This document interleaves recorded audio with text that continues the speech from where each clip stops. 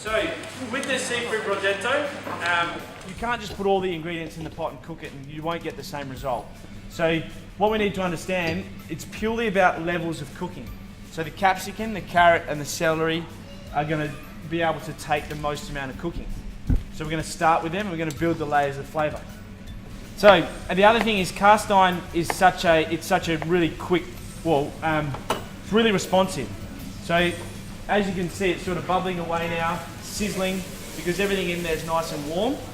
Then I've got tomatoes that were in the fridge. Then this will nearly lower in temperature. So then I've got 2 anchovies. I'm going to put the oil in too. Now the anchovies are going to break up. See how we've already starting to get, well, can't see, but we're starting to get moisture in there. Those tomatoes are already starting to seep out that juice. Onions will be going in next.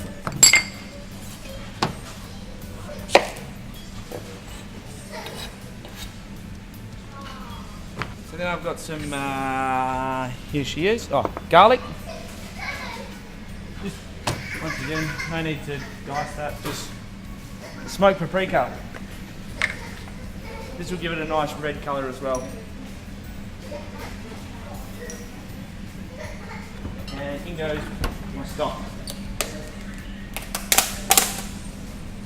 So that's how a good stock should be.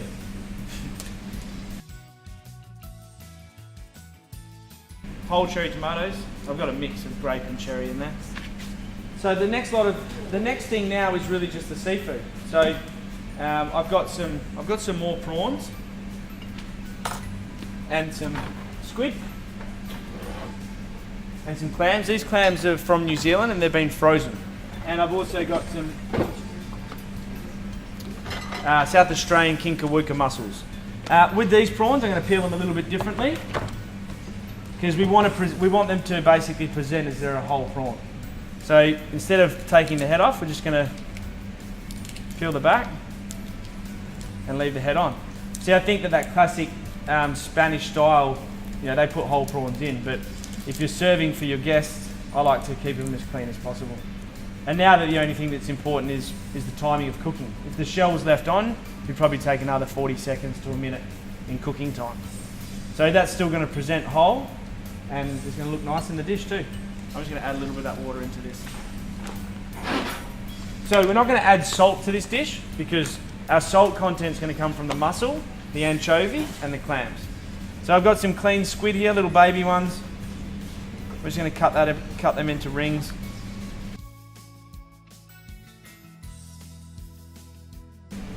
Okay, so these clams are frozen, so we want to pop them in now. So we're nearly ready for our seafood. Big clams. These are a tua clams. They're on a holiday from New Zealand. As I said, we're not going to add salt, but I want to season these prawns. And I'm going to use olive oil. And now really all we want to do is cook it till the mussels are ready.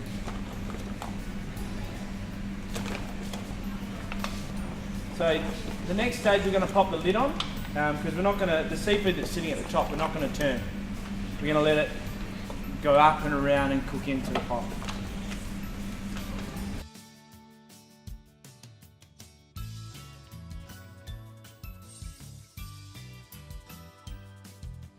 Good quality olive oil, give it a drizzle.